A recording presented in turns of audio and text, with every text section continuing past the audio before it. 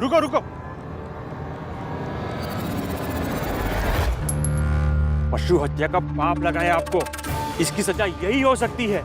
चलो जाओ और भीख मांगो। चलो। घर चलिए। नहीं रुको, नरोत्तम जोशी से कुछ कहना है मुझे। क्या कहना है?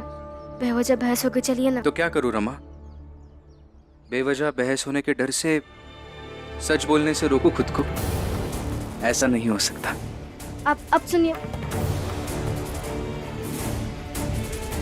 पता नहीं अब क्या होगा। नरोत्तम जी, अरे भागिए मत, रुकिए। कुछ कहना चाहता हूँ आपसे। कुछ कहना है या मेरी इस हालत का मजाक बनाना है भीमराव? नहीं नहीं, मजाक बनाने का बिल्कुल भी इरादा नहीं है मेरा। बस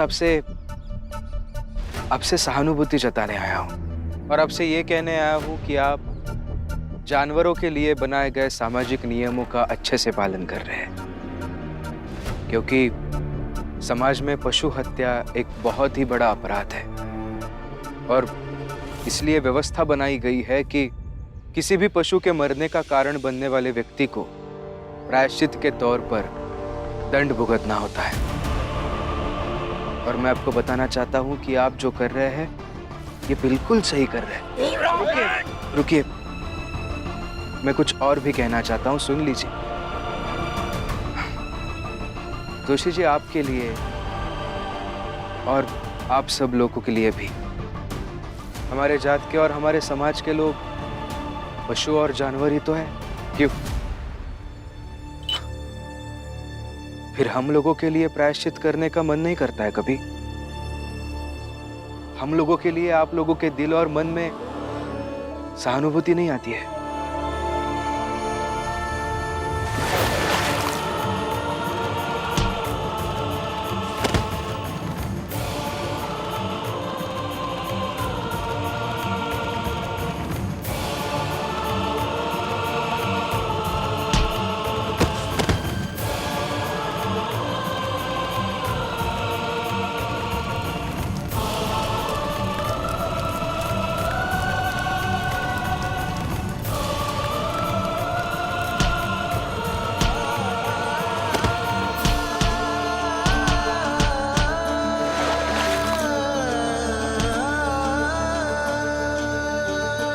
तुम अपने मवेशियों को धो, नहलाओ और इन पशुओं के शरीर से जो पानी गिरकर पृथ्वी पर पहुंचेगा, उसको अगर इन लोगों ने किसी पात्र में बीच में रोका तो वो पानी इनका हो गया। प्रायश्चित करने का मन नहीं भी करता होगा, लेकिन अगर आप सिर्फ इतना मान लेते ना नरोत्तम जी कि हम लोग पशु नहीं हैं बल्कि आपकी तरह मनुष्य है, बस इतना मान लेने से हमारे जात और समाज के लोग आपको इतनी दुआएं देते कि उन दुआओं से आपका जीवन किसी भी कष्ट तकलीफ के बिना बड़े आराम से चलता। लेकिन अफसोस कि आप में से किसी ने भी ये कभी नहीं किया। सुन भीमराव, उन्हें आज जो भी कहा, एक एक बात, एक एक शब्द, सब बकवास है हमेशा की तरह। मैंने कोई पाप नहीं किया है, मैंने किसी पशु की हत्या नहीं की। ये सब मेरे खिलाफ साजिश है। आपके खिलाफ की गई ये पहली साजिश है जोशी जी। पता नहीं हम लोगों के साथ ऐसी कितनी साजिशें रोज कई सालों से होती आ रही हैं। तो सोचिए हमें कैसा लगता होगा। जैसे पशु हत्या के लिए सामाजिक कानून के तहत दंड निर्धारित किया गया है, वैसे ही हमारी जात, हमारे समाज के लोगों को प्रताड़ित करने पर इस समाज में जरूर एक कानून बनेगा और उस कानून के तहत प्रताड़ित करने वालों को दंड दिया जाएगा।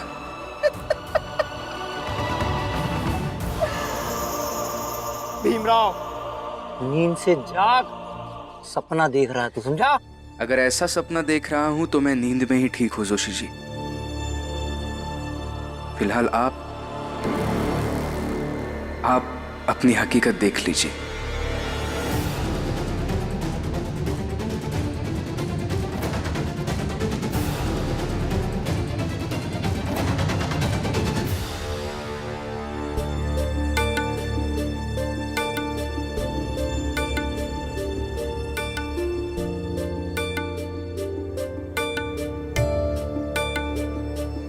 काका, काका पालक दीजिए।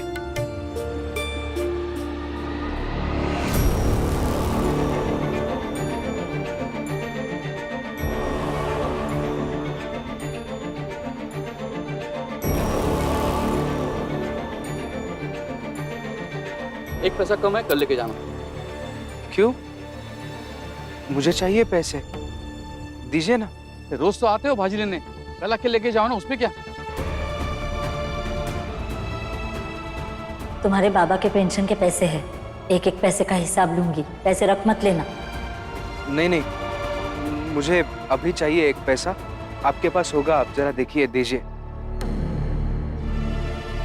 अरे भीमराव, तुम तो पढ़ लिख कर भी मूर्खी हो। बेचारा कह रहा है, समझ में नहीं आ रहे। अरे इससे तो अच्छा है अनपढ़ लोग, जो कम से कम दूसरों का हालत समझते हैं।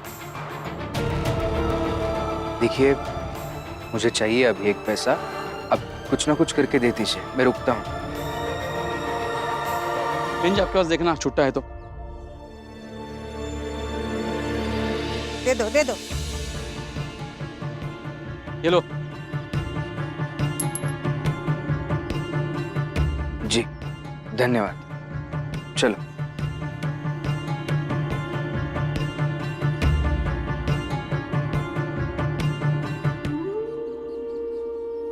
क्या हुआ रमा? क्या हुआ?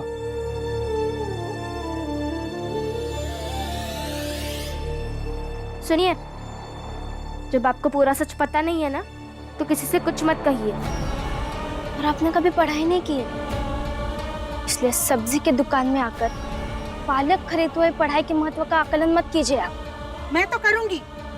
मत कीजिए, ये तो सोच सोच के सर फट जाएगा आपका। चलिए। क्या हुआ? कुछ नहीं।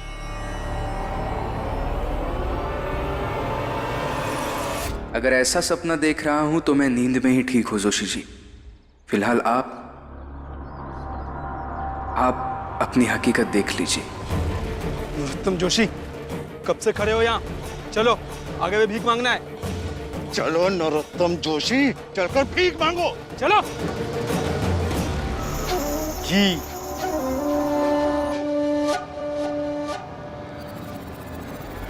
नरोत्तम जोशी जी, हैसियत भूल गए क्या तुम दोनों अपनी? हाँ, और नहीं करना मुझे ये सब।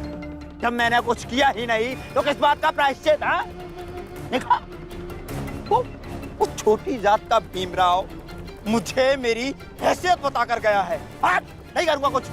करना तो पड़ेगा नरोत्तम जोशी, प्रचंड देव जी का आदेश है, समझे ना तुम? प्रचंड देव जी का आदेश है।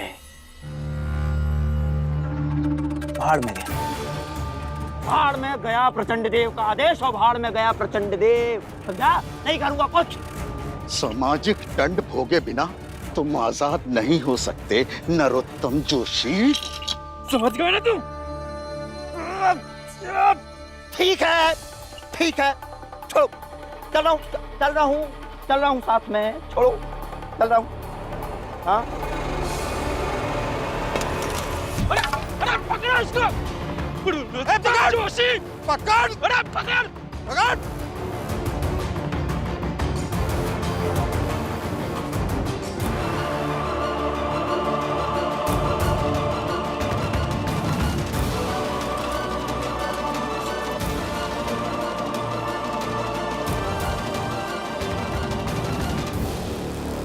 मारे यार, तुम भाग गया।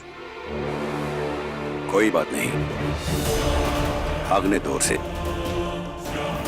तुम लोग जाकर आराम करो। लेकिन नरोत्तम को सामाजिक दंड भुगतना ही चाहिए ना? भुगतेगा, अभी बहुत कुछ भुगतेगा वो। तुम सब लोग थक गए हो, जाकर रात भर आराम करो। और रही बात नरोत्तम जोशी की, तो वह भाग कर जाएगा कहां? ढूंढ लेंगे उसे।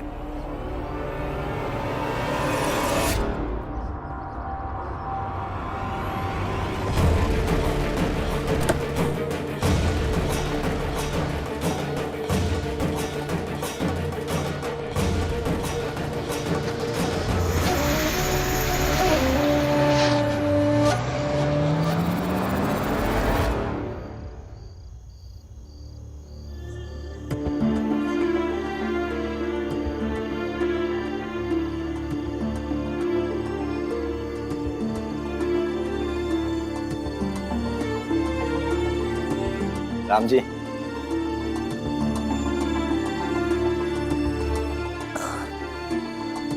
वो हम लोगों ने जहाँ काम किया था ना, तो वहाँ के सेठ जी ने ये पैसे दिए हैं।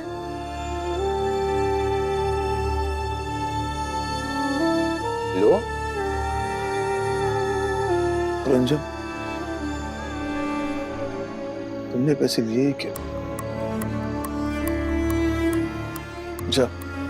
जाकर पैसे लौटा दे।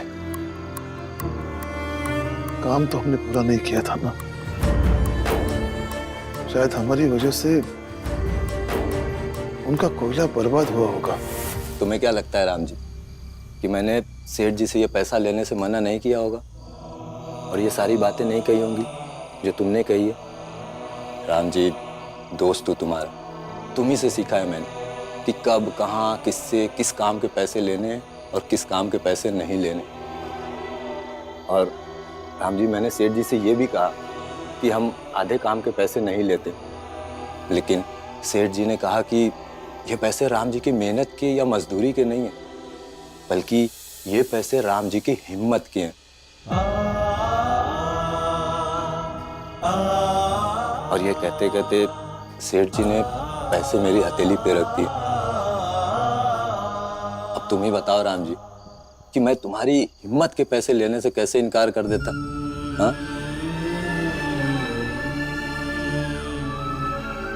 इसलिए ये पैसे रखो।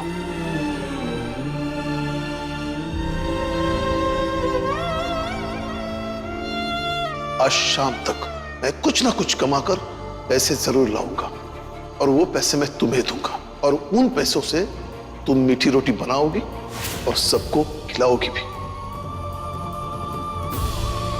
जीजा भाई, जीजा भाई,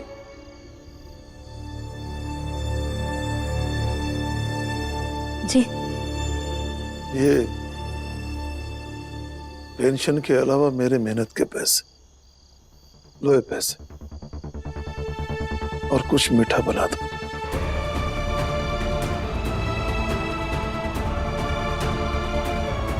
मेरे बेटे ने 12वीं पास किया,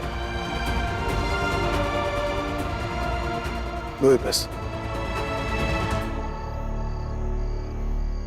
इतना तो पत्नी धर्म बचा होगा ना तुमने।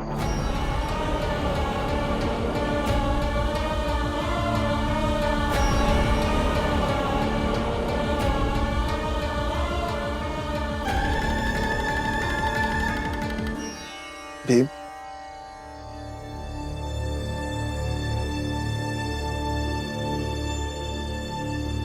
कॉलेज गया था ना, आगे की पढ़ाई के बारे में क्या कहा उन्होंने?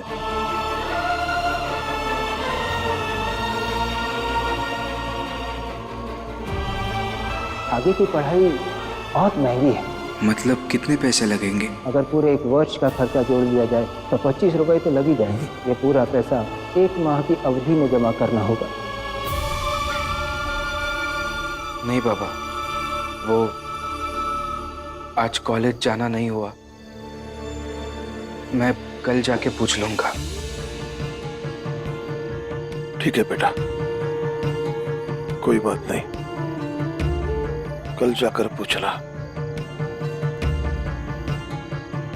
कोई ऐसी बात तो नहीं कि तुम्हारे बाबा कमजोर है कि तुम बताओ ही मत? नहीं नहीं, ऐसा कुछ नहीं।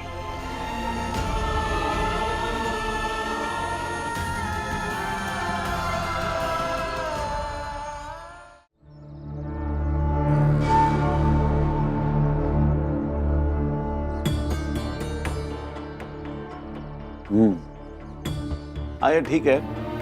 और पिछले महीने का हिसाब बराबर है? जी। ये महीने का हिसाब करके कल आ जाना। जी। जाओ।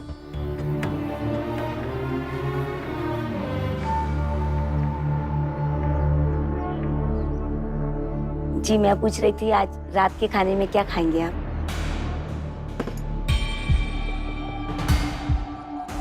एक बात बता, यहाँ ब्याह कर नहीं आई थी तब तेरे घर में खुशी के मौके पर क्या बनता था? जी, खुशी के समय में तो हमारे घर में पूरन पोली, आमटी और वो भरवा बैंगन जरूर बनते थे। हाँ, बस यही। आज तू यही बनाएगी। कुछ क्यों? जी क्यों? क्योंकि आज हमारा एक दुश्मन कमजोर हो गया है। बस ये समझो कि वो इतना कमजोर हो गया है कि वो किसी भी काम का नहीं है, और उसकी यही कमजोरी अब भीमराव को आगे पढ़ने नहीं देगी। अब भीमराव की पढ़ाई धरी की धरी रह जाएगी। है ना ये खुशी की बात? हाँ, है ना? क्या? जी जी।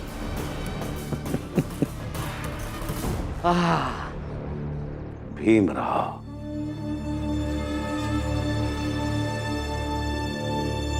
भीम, ऐसा तो हो ही नहीं सकता कि पढ़ाई के बारे में कोई बात पूछनी हो और तू कॉलेज ना जाए।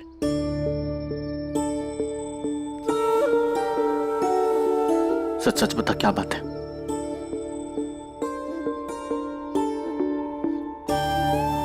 भीम, मैं कुछ पूछ रहा हूं, बता। आगे की पढ़ाई के लिए बहुत ज्यादा पैसे चाहिए आनंद भैया। हाँ तो कितने चाहिए बता। सालाना 25 रुपए, और ये 25 रुपए 1 महीने में जमा करने हैं। कहाँ से लाएंगे हम इतने पैसे? 1 महीने के अंदर 25 रुपए कभी नहीं होगा। हम चारों मिलके कमाएंगे तब भी नहीं हो पाएंगे क्या? और हो पाएगा या नहीं हो पाएगा ये बात की बात है भाभी। आपको परेशान होने की जरूरत नहीं है, मैं देख लूंगा। परेशान ना हो। अभी नहीं होंगे तो फिर कब होंगे भीम भाव? और अभी अभी तो मैंने आपको समझना शुरू किया है। चाहे जो हो, हम सबको मिलके कोशिश करनी चाहिए। हाँ भी, सोचते हैं कुछ। भीम,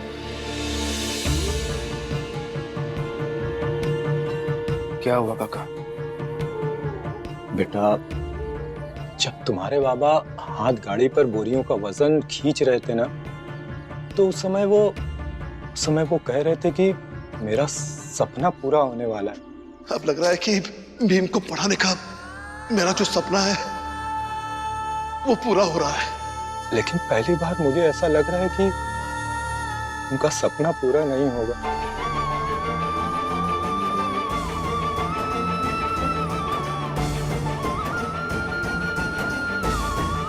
बेटा, ये वही कॉपी है ना जिसमें तुम वो सब लिखते हो? यदि तुम कल को कोई किताब लिखोगे तो उसमें ऐसा लिखोगे, वैसा लिखोगे। तो ये लो कलम, और सबसे पहले इसमें ये लिखो कि सबको पढ़ने का अधिकार होना चाहिए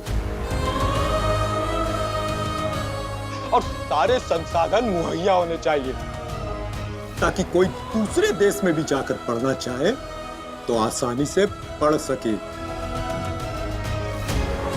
और इसमें यह भी लिखो कि पढ़ाई के वजन के कारण कोई दूसरा राम जी बोरियों का वजन खींचने पे मजबूर ना हो जाए। ये भी लिखो कि पैसे के कारण किसी की पढ़ाई ना रुके। और इसमें यह भी लिखो कि किसी का सपना नहीं टूटना चाहिए। लिखो इसमें।